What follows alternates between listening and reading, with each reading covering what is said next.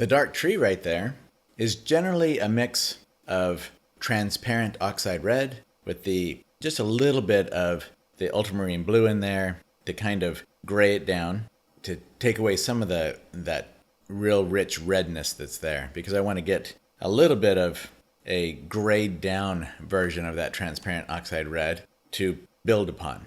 Then I can come in with different tones and values and build it up, create more little parts of the structure of that tree as I go along. So then I can use that same mix, and I've talked about this in other videos, keeping a pile of color there, like I mix up a pile of that transparent oxide red with some ultramarine blue, and just maybe a little tiny bit of the ultramarine blue, or some other color, like maybe adding a little tiny bit of sap green into it, to use that transparent oxide red, the red part in it, to use its complement, which would be the green. And that also helps to gray it down just a little bit. And then I can take that same pile and use one side of it for my lighter parts and another side for the darker. So on the darker parts, like when I'm putting in all of these darker branches, I can take the ultramarine blue and add even more of that into it. Or even like on my palette right now, I have the blue black. I can use some of that in there.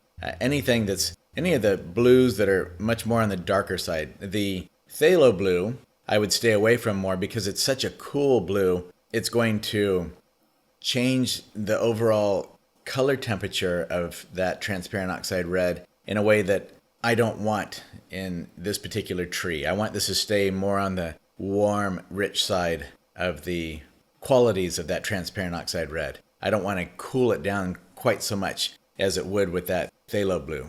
But when it comes to the darker limbs, I can use a mix, vary it up some, with some darker parts with the phthalo blue and some darker parts with the ultramarine blue, and kind of have those varied up with the warmer and cooler blues.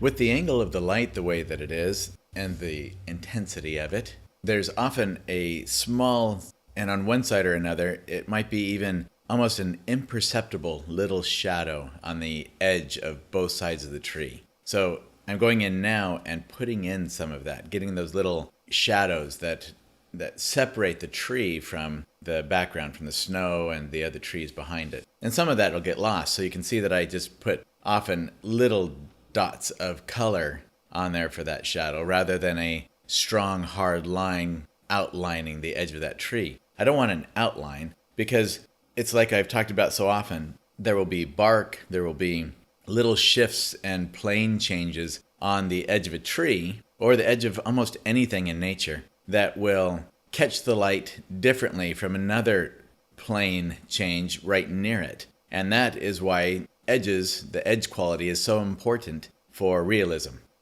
One edge of a plane on that bark might catch the light and create a highlight, Another edge might turn away from the light and create a shadow. Even when we see a strong shadow going down the edge or the side of an object, like in this case, these trees, that shadow will often still be broken up with little fine changes in it. And that's breaking up that edge then helps to increase the feeling of reality.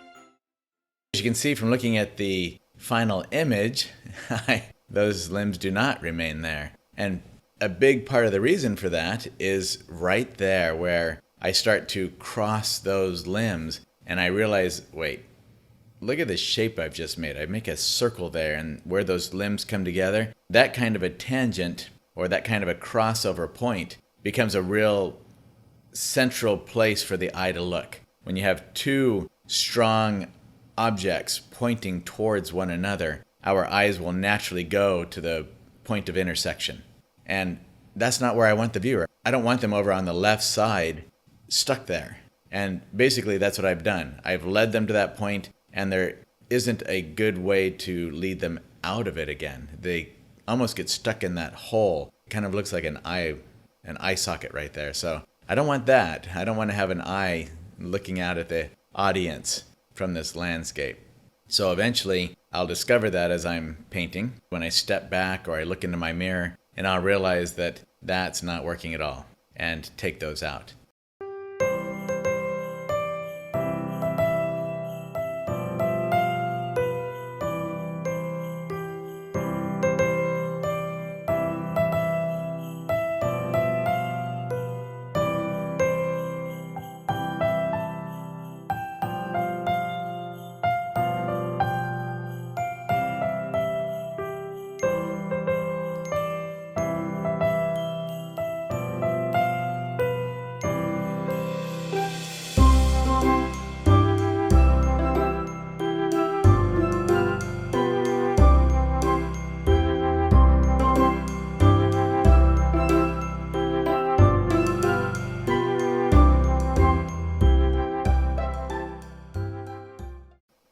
With this painting, I'm having a lot of fun with the contrast between the dark tree and the two lighter trees over on the right. So I've got the dark tree on the left, the two lighter trees on the right, and I have the two to the one. So the two smaller light trees help to balance out the stronger dark tree there on the left.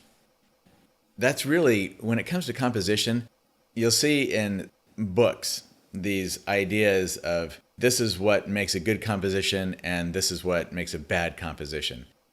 You can glean some helpful insights from rules like that or ideas like that, but don't ever take them as some kind of gospel that that is the way it is, that this is the way to a perfect composition. There's no such thing.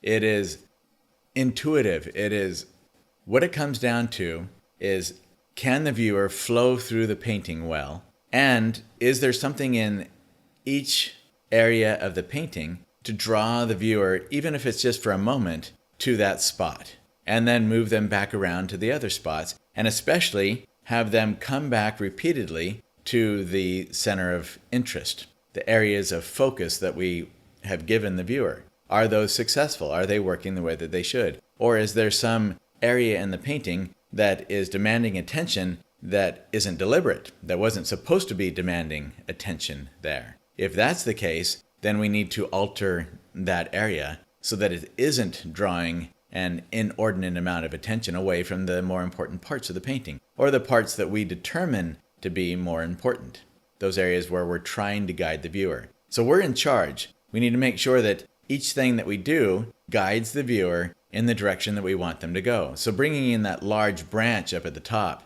that just comes off of the left side, that was a way to pull the viewer in that direction to that big tree, and then it travels over to other big branches that then move themselves down another tree. And it creates kind of a circular pattern around the painting. Hopefully, at least that's the goal, is to have those areas of entrance into the painting, and hopefully nothing that exits the painting and doesn't allow the viewer to come back in. So each of these branches, each of these tree trunks, each of the shadows, they are guiding the viewer in a particular direction. And I want those directions to lead the viewer around the painting and always keeping them in the painting so that they don't have any desire to leave. They want to keep going around and looking at all the little discoveries that occur as they view it. And hopefully they will have a lot of fun while they're doing that it'll lift them up. It'll bring a smile to their faces. Isn't that the goal with what we're doing? To lift somebody up, to give them hope, to make them feel that this world really is a beautiful place, somewhere that is magical.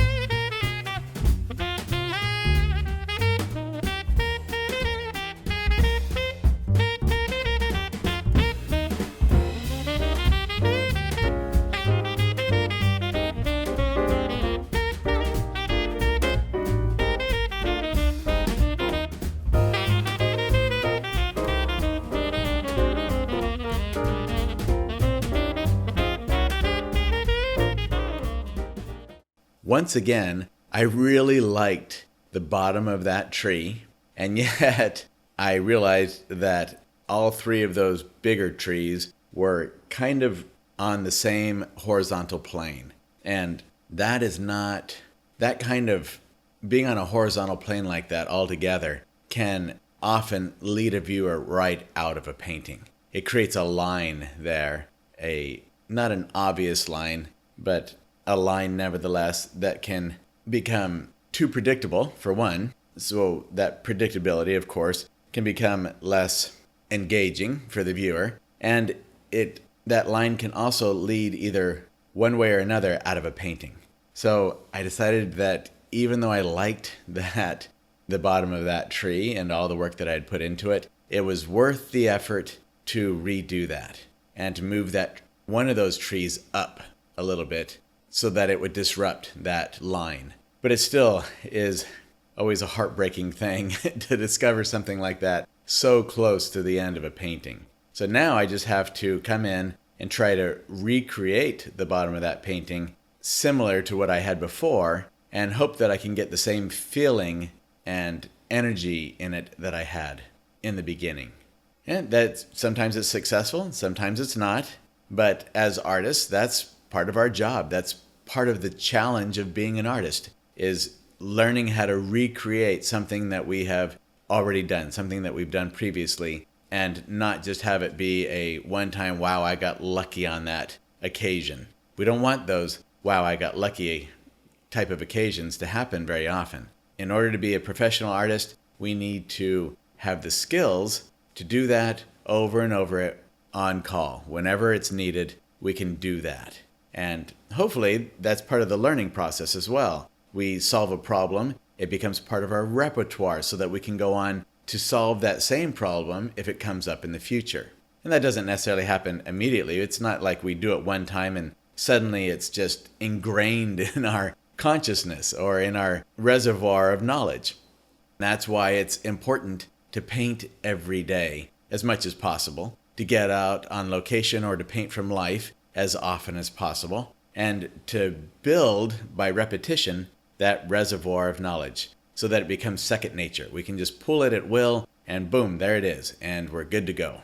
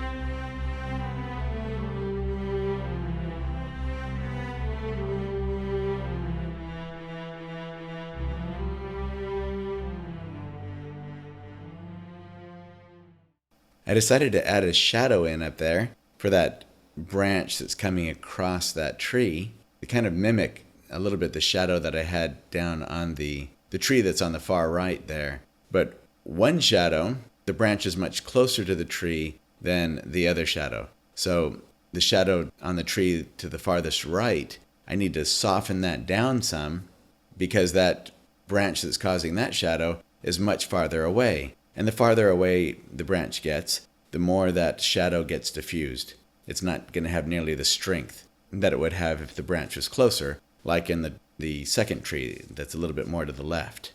And the closer the shadow comes to the object, the darker or more intense that shadow is going to be. That's why I have a little bit darker on the left side of the shadow on that second tree, and then kind of diffuse it out as it goes farther away from that branch.